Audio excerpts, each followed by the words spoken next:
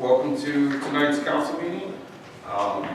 In consideration of those running, please turn off your cell phone or other electronic devices. Valerie, can we have a roll call? Mrs. Shu? Here. Mr. Fitzgerald? Here. Mrs. Denali? Here. Mrs. Jenkins? Here. Mr. Augustine? Here. Mr. Fodor? Present. Mr. Hack? Here. Tonight, we have an agenda approval. Can I have a motion to approve the amended agenda, please? All in favor? I'll make that motion to approve the agenda as submitted. I'll second. Does this need to be a roll call or do we need to? You'll be All in favor, say aye. Aye. Not in favor?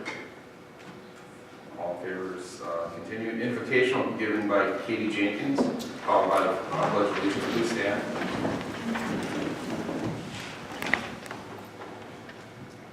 Holy One, you have given us the responsibility of leadership in the affairs of our city. May what we say and do here this night be worthy in your sight and for the benefit of those who have entrusted to us this duty. Amen.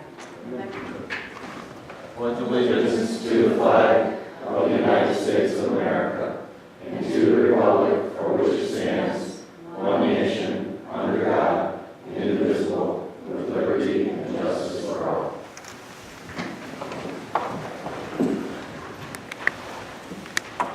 Can I have a motion to pass the regular meeting minutes from 3/19/18? So moved. Second. All in favor? Aye. Any opposed? The ayes carry. This is our public comment from the visitors. We will now recognize visitors. Please raise your hand if you wish to speak. When called upon, please use the podium. Clearly state your name and address into the microphone and limit your comments to 3 minutes. Any dialogue must be conducted through me as president of council. All other comments or questions will be addressed to the council administration of both. Sir? Mr. President, thank you for taking time to hear me today. My name is Zach Weaver. I live in Mentor, Ohio. I am a landlord, professional investor in the city, and I own 18 rental units here in Painesville. Point of order, no address. Address and name. You said your name, can you also have your address? 9214 Lourdes Drive, Mentor, Ohio. Thank you. I own 18 rental units here in Painesville. I have a pretty negative experience recently with the community development group. I'm not here, however, to talk about the negative. I just wanted to thank Ms. Ireland and Ms. Jenkins for their help in resolving the matter professionally and courteously. The concerns I had, we came up with what I believe is a suitable solution that works well for all parties. So I know most of the time people come up and they talk and they probably get a litany of complaints. So I want to just say thank you for a change and comment on the positive experience I had on the other the problem. Great. Thank you. We appreciate that greatly.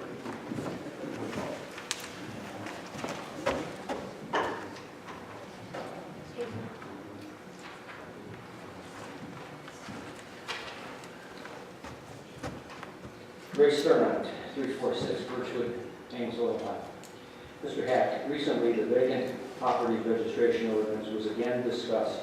I'm confused. I thought the ordinance was to address blighted and abandoned homes, buildings. While I'm for addressing abandoned and blighted properties, I'm troubled with this ordinance is written. Why?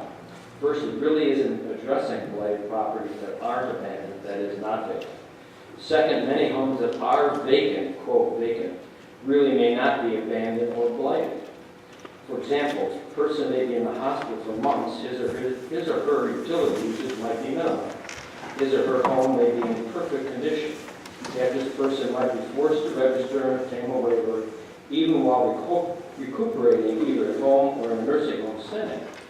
Likewise, a person who spends the winter months in a warmer climate might also be forced to register and obtain a waiver.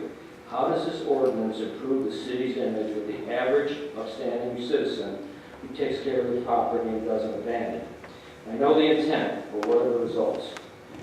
While driving through the city as a member of the CRA committee, I see many homes that seem to be in need of a lot of work and seem to be in disrepair. Mr. Lewis points out that this ordinance takes some considerable manpower and oversight. Might more of that time be directed toward regular violations and those properties that are only really abandoned? Why is any time being spent on properties that aren't blighted or abandoned, but may be temporarily vacant but in good repair? Is it the loss of utility revenue that is driving this? Might that be the perception of the residents? For these reasons, I'm having the same reservations about this legislation as I think Ms. Denali seems to be having. Also, should we call the legislation the abandoned and blighted housing ordinance rather than vacant property ordinance? Just asking, respectfully. Thank you. We're going to have a workshop on this. As soon as we find out, we will get back to you. Thank you. Committee reports. We will now have a committee report from the BZA meeting. A special meeting of the Board of Appeals was held on Wednesday, March 21st, 2018. An application was submitted to the BZA on behalf of Aero Fluid Products, 313 Gillette Street, requesting a variance to the wetland setbacks as established in sections 1140-09A 1 and 6 of the Painesville Codified Ordinance. There is a copy of the map. Aero Fluid Products requested the variance to expand their building by 29,000 square feet. This brings their gross building area to 94,210 square feet. The map shows the new addition off the back of the building. If you see the tan area, that's where the new addition is being proposed. And then the parking is being relocated. There's some parking that it would take up. It's being relocated over to the yellow area. And as you can see, some of the green areas overlap. That's where there wasn't enough setback. So they requested basically in those areas, the wetland setback is 30 feet. Since they were encroaching, they were requesting a variance. There were approximately 6 members in attendance, and their questions were answered. The members of the BZA approved the variance with the understanding that the variance would be void if it wasn't implemented within a year. Questions? Thank you, Derek. Fire Chief Malachik is here to give a fire safety update.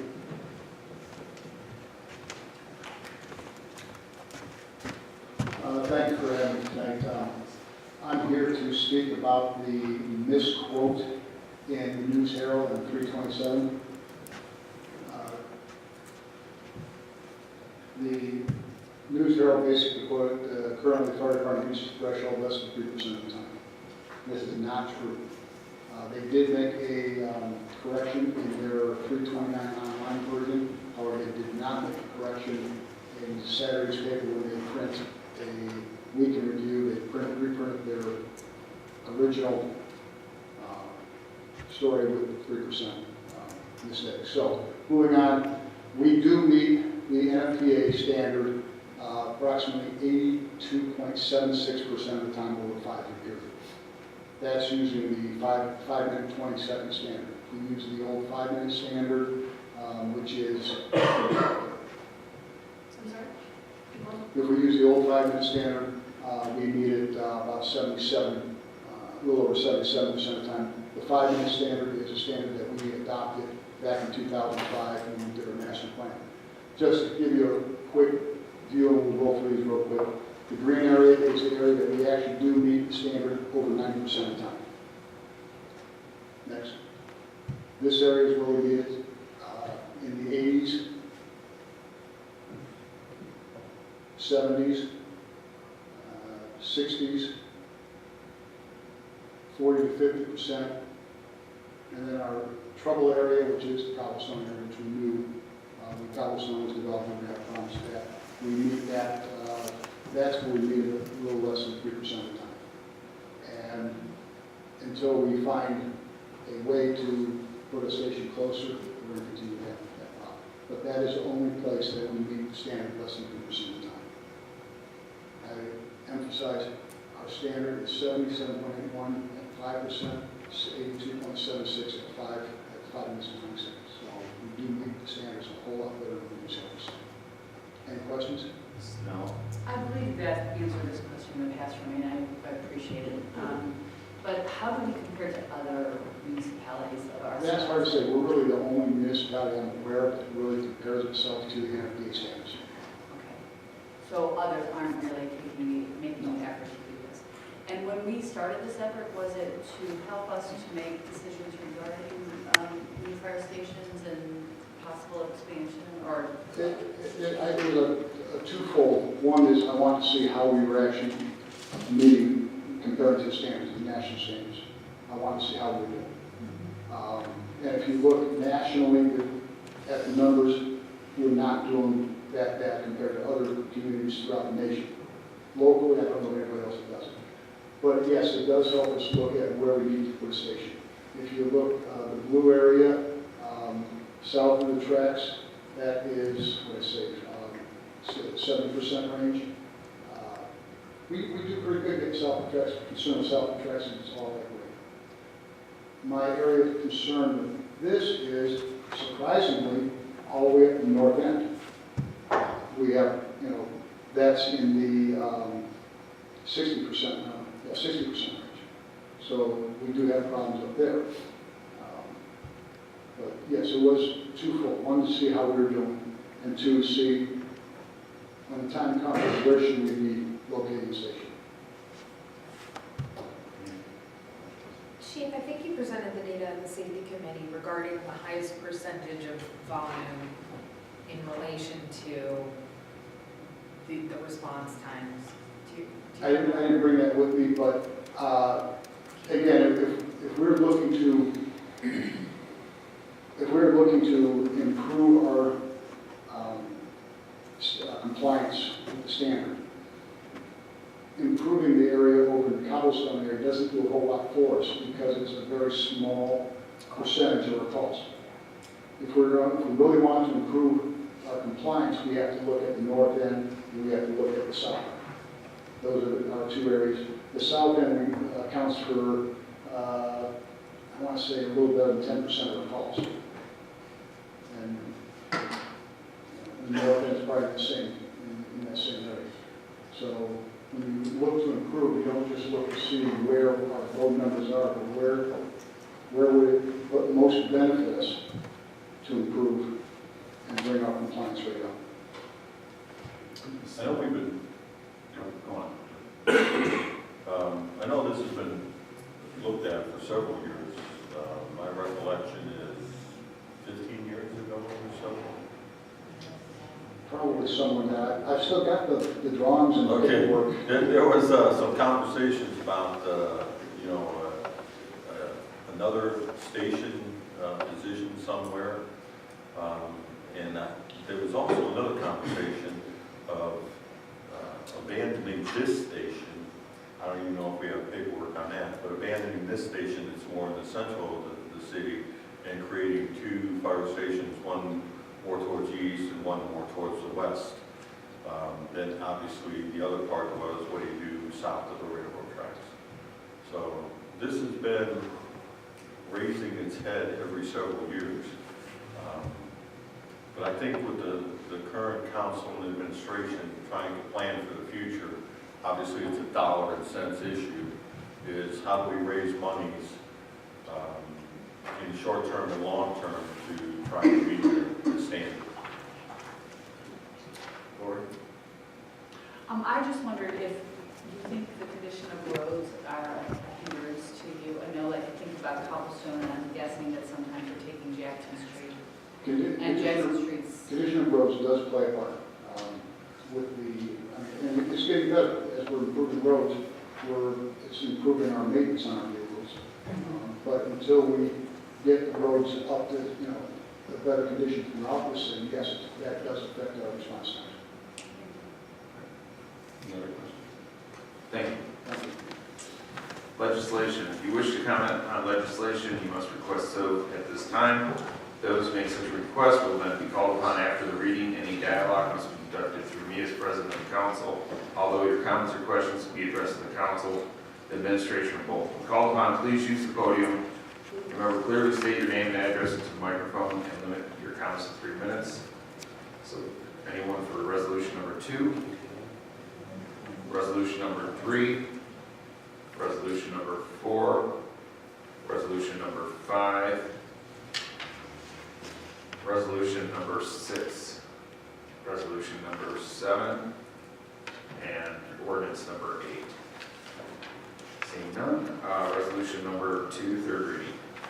Authorizing the city manager to enter into an agreement with the Lake County Board of Commissioners and other pertinent parties to extend the city of Painesville's sewerage services to the benefited lots of Asbury Point Development in Lake County, Ohio, and declaring an emergency.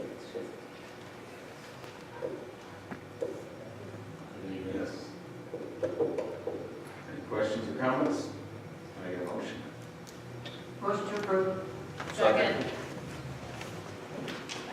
Mr. Fitzgerald. Yes. Mrs. Denalo. Yes. Mrs. Jenkins. Yes. Mr. Augustine. Yes. Mr. Fodor. Yes. Mrs. Shute. Yes. Mr. Hess. Yes, resolution number 2 is passed. Resolution number 3, third reading.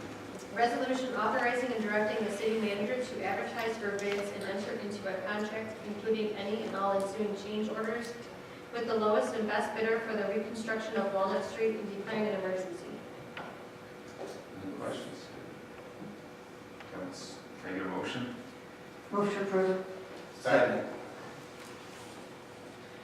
Mrs. Denalo. Yes. Mrs. Jenkins. Yes. Mr. Augustine. Mr. Fodor. Yes. Mrs. Shute. Yes. Mr. Fitzgerald. Yes. Mr. Hack. Yes, resolution number 3 passed. Resolution number 4, second reading. A resolution authorizing and directing the city manager to advertise for bids and enter into a contract, including any and all ensuing change orders, with the lowest and best bidder for the 2018 sidewalk repair and replacement program and declaring an emergency. Again, these are for the sidewalks that are city-owned sidewalks that are in violation, and we're doing them citywide. This should be left down for third reading. Yes. Great, thank you. This will be on for third reading. Resolution number 5, second reading. A resolution authorizing and directing the city manager to advertise for bids and enter into a contract, including any and all ensuing change orders, with the lowest and best bidder for the construction of a new parking lot and declaring an emergency. This is for the parking lot over by Victoria Place. I think this should stay on for third reading also. Any other questions on this right now? Okay, resolution number 6, first reading.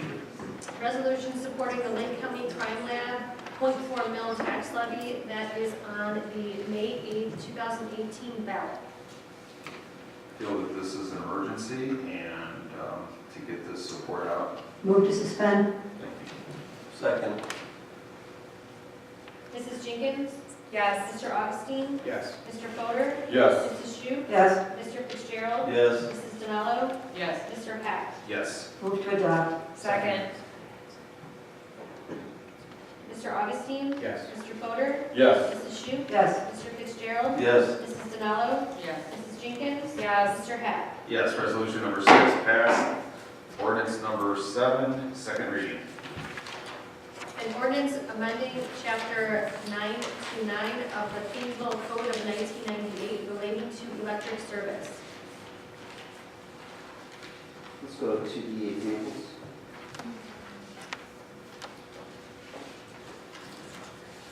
I'm sorry, I cut the-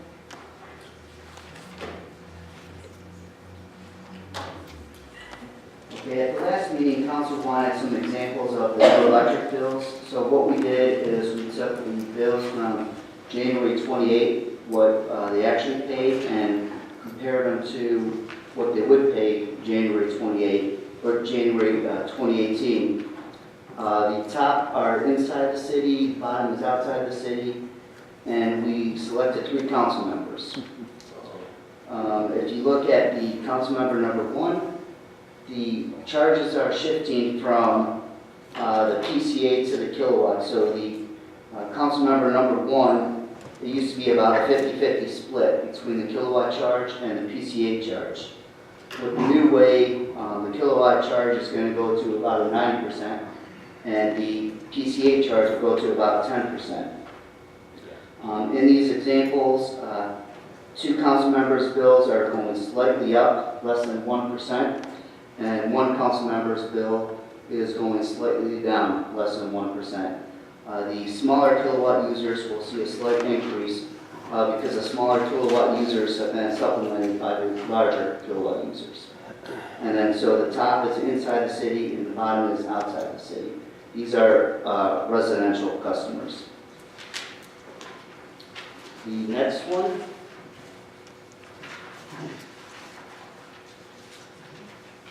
These are your general commercial customers. Again, the top is inside the city and the bottom is outside the city. All 3 of these general commercial electric customers will see a decrease of less than 1% in their monthly electric bill.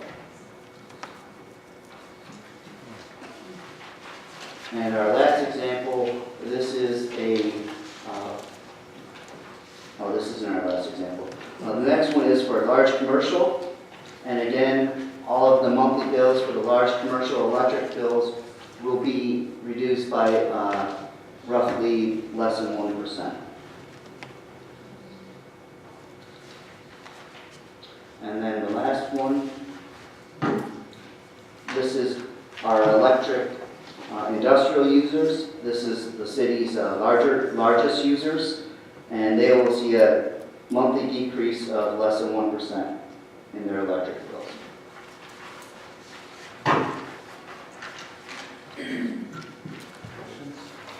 Comments? I would just like to say that Councilmember number 2 uses far too much electricity. I hope he uses more. Shouldn't he be billed as a small industrial? We would, no. He's a resident, so he has to charge it. I just wanted to thank you for taking the time to do all these simulations. I know a lot of effort went in between you and Jeff to get everything lined up, and we appreciate all the work that you've done, especially the administration as a whole. This has been a labor of love, so I appreciate it. Thank you. This should stay on for 3rd reading. So we'll move on to ordinance number 8, first reading. An ordinance to approve and adopt the 2018 codified ordinances, including new matter contained therein, and declaring an emergency. This is just to update the charter and the ordinances that have already been passed. Move to suspend. Second? Mr. Fodor? Yes. Mrs. Shute? Yes. Mr. Fitzgerald? Yes. Mrs. Denalo? Yes. Mrs. Jenkins? Yes. Mr. Augustine? Yes. Mr. Hack? Yes. Move to adopt. Second? Mrs. Shute? Yes. Mr. Fitzgerald? Yes. Mrs. Denalo? Yes. Mrs. Jenkins? Yes. Mr. Augustine? Yes. Mr. Fodor? Yes. Mr. Hack? Yes, ordinance number 8 passed. Tonight we have none for unfinished business. New business, community center. I'd like to address that, if that's okay. Yes. The reason that we're looking at this on the agenda is when we did our trip to Wadsworth, we had a chance to we were early, and so we kind of had a chance to drive around the city, and Monica was in communication with the gentleman that we were meeting, and he suggested that we go take a look at the community center that they had built. It's a relatively new community center, and it was lovely. It was amazing. I mean, so nice and big and beautiful. But the advantage that they had was it was also Suma Healthcare had a facility, was inside that facility, as well as the YMCA. So it wasn't a facility that was totally supported by the city. It had other parts of it as well. And I know that we've considered these types of things in the past. So at this point, I'm kind of asking if we could, from a council perspective, have our recreation committee take a look at this and, propose or to look and see if there's some way that we could do a community center. I know there's going to be a huge expense, and I'm not asking them to come back to council and say, here's where we're gonna build it, and here's what it's gonna be, but more or less, is that something that's feasible for us? Because I know we have a lot of residents that would really be able to use that community center. So anyway, I fell off the table before. I'm sorry. so I'd like to, I guess I'd say make a motion so that we could get an idea if we should, if council is of the mind to direct our Parks and Public Lands Department and that committee to look into what it would be for us to have a community center. I'd just like to piggyback on Christine, unless Tom, you want to jump in first. No, go ahead, Jim. I think Okay. it's a great idea, and I think we should move forward with it. And I think it's a great idea too. Twice before, I've been involved with something like this. Once when I was on Parks and Recreation, and we were looking, I was on the Parks and Recreation Committee, and we were looking at ways to incorporate a community center. And we took a field trip to 2 or 3 communities that had built community centers, but it was really a combination of several entities in the city itself. When I was also working with the schools, when we were looking at building new schools, we also took several field trips to communities that had built community centers with the school involved. And, you know, the seniors, the YMCA, the healthcare, there was a Head Start group in one. There were 3 or 4 groups that got together because the price tag is fairly large. It's a couple $1 million to build a building. And then it's also, it's not only building the building, but then it's also maintaining the building and running the programs out of it that is also as costly. It is a large endeavor, but in the same aspect, what caught my attention is, you know, we went to these different places. They had rooms where you could hold social gatherings, like our Easter egg hunt or Easter dinner, breakfast. That, you know, we had a place there to go to. In some of the facilities, they also had a council meeting room available to them, because it was really a multi-purpose room, and it was used for so many things throughout the community. And it really was a place where the community came together for different events. So, long-winded, I know, but yes, I would be in favor of directing Monica to direct the committee to move forward and investigate what it would take. Anyone else? I guess, you know, in light of the presentation we had from the fire department today, I think there's lots of avenues for spending money in the city, and also needing resources to fund some of those things. And I'm not opposed to doing some legwork or a little bit of research, but it occurs to me that even when we did the study for the fire stations, if you really want to do a comprehensive study, you've got to invest some money in that. And I don't know that we have money in the budget right now to put into some kind of comprehensive study. And I would be interested in knowing if some of the communities around us, I think of Willowwick, other areas that have the community centers, would just at a glance be able to tell us whether it was profitable or a huge loss for them, as far as, or a huge expense for them. I don't profitable meaning, I don't mean like did they make money on it. I mean more like did it at least balance even, that, you know, or how much did it actually cost the taxpayers to have something like that. So I just, to me, the fire safety is a priority, and getting people to be rescued is a priority. I'd rather see us put our energy into that right now, although I'm not opposed to the idea of community centers. And you are correct. There is dollar amounts, and safety and security, police and fire should always be our #1 priority. There is never a good time to look for things when you need money. The point of the community center, though, is you are trying to build together a network of groups to help make that reality. You know, the seniors are looking for a home. The YMCA is my take of it, and seeing that I'm now a senior sneaker, being over there for a while, you get a sense that a lot of the seniors over there, and a lot of people that interact there, they like it, but they've also been to other places like Madison and Mentor, and even down Chardon Way. And they've seen what new facilities and what that synergy really builds up, the energy, and it takes a life of its own to where there's different, we talk about different funding sources where they've had, campaigns to raise money outside, which would be a little bit different than the fire department, because we probably wouldn't be looking at, trying to raise money, but you never know, through, partnerships with other agencies.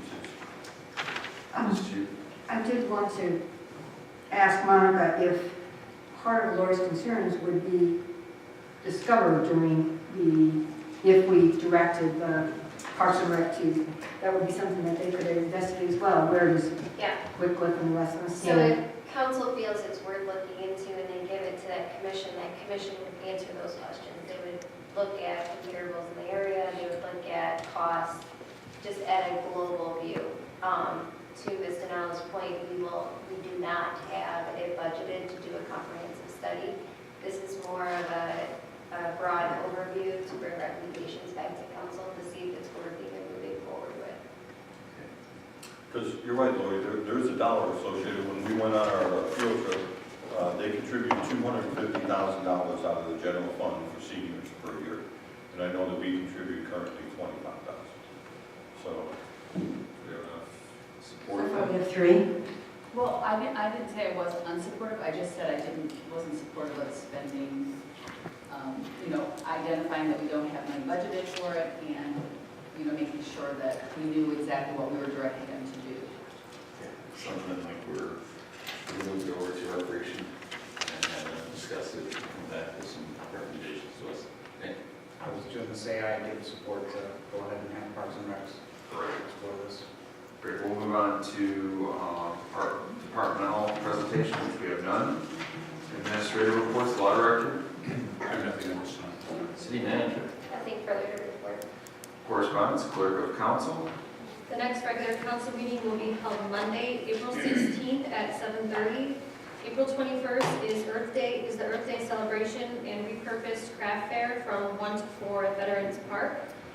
Painesville Summer Camp begins May 29th. If you haven't already registered for it, please do so.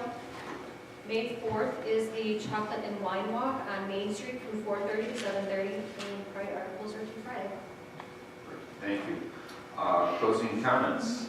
Nick? I have nothing for today, thank you. Jim? Probably a couple things. First off, if anybody was watching this, I wasn't watching the Indians on this, but our computers are down, so I was actually looking at the agenda on my phone. The Indians were playing on my touchscreen. One of the concerns that council have is when people email us, and they email all 7 of us.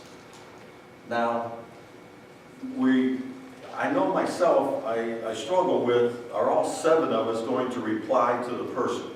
And if we do, it becomes a little bit of an overkill. I guess what I'm suggesting is, if you want to contact a person, definitely CC the rest of us, but I would probably go with your ward person first, or if you're more comfortable with an at-large representative, go with them, CC the other people, and then you've really targeted one person that you know you'll get a response from. And then if the other people want to chime in, once they see the response was, then they would add on to that. So I think if you do that, you can see that it'll work a little bit better.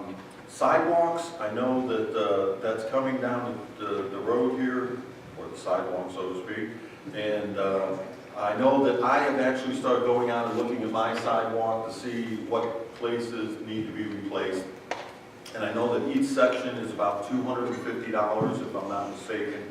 So, looking ahead towards 2018 and 2019, I know I'm starting to budget for the replacement of the sidewalks. And I encourage the rest of the people out there in the community to start planning ahead, because it is coming down. The 2 things we hear about are roads, and believe it or not, we do hear about sidewalks. Especially when people are getting out more, they're riding their bikes more, they're walking with strollers more, and we hear about that you need to repair the sidewalks, because people that are riding their bikes even though I'm not totally sure you're supposed to ride your bike on the sidewalk, they're hitting it. And I know, like my grandson says, Papa, can we ride in the street because we're taking that beating? And I say, no, we really shouldn't ride in the street because I don't want to go out of car. So we're looking at the sidewalks would be a great thing. And we are still moving on with the strategic plan, and I'm sure as time goes on, you'll hear more about that. And that's all I got. Sorry, Christine, there's no time for you. Christine. I don't normally like orange barrel season. When I'm retired now, so I don't have to think about it, but when I used to have to go in and drag out the orange barrels, it always drove me crazy. However, seeing the orange barrels on Richmond Street is a wonderful sight. Because that tells me that that street is good and fixed this year. So yay to the orange barrels on Richmond Street. Tom? I have nothing at this time, thank you, Mr. President. Katie? I have nothing. Thank you. Lori? I just want to thank the residents and concerned citizens that are here tonight, as well as our staff. And to mention that I want to remind council about how much work we did with the seniors before, when we tried to come up with a community center. We put a lot of energy into that, and I think at that time we were also looking for other investors. So you might want to also touch base with council members that were part of that as we're reviewing the idea. Also, winter cleanup, I noticed, I know for me, there's just so many limbs and branches and stuff down. So I would just encourage residents to help neighbors that are elderly if they seem to need a hand with stuff. I know I've just started my yard and I can spend 4 hours a day for probably 3 weeks to get that cleaned up. So just be extra conscious. Thank you. Thank you. I just wanted to give thanks to John Sands, who's the girls basketball coach for Harvey. He is retiring this year. And my daughter was in the All-Star News Hero game this weekend with Joe Gurley's great-granddaughter. No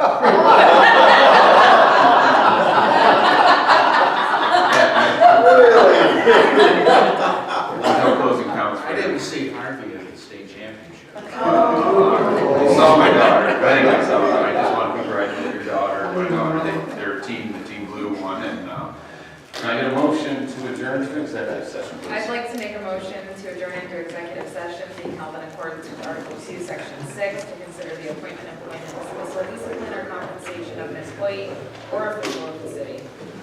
Second? Roll call. Mr. Fitzgerald? Yes. Mrs. Canalo? Yes. Mrs. Jenkins? Yes. Mr. Augustine? Yes. Mr. Fodor? Yes. Mrs. Shute? Yes. Mr. Hack? Yes.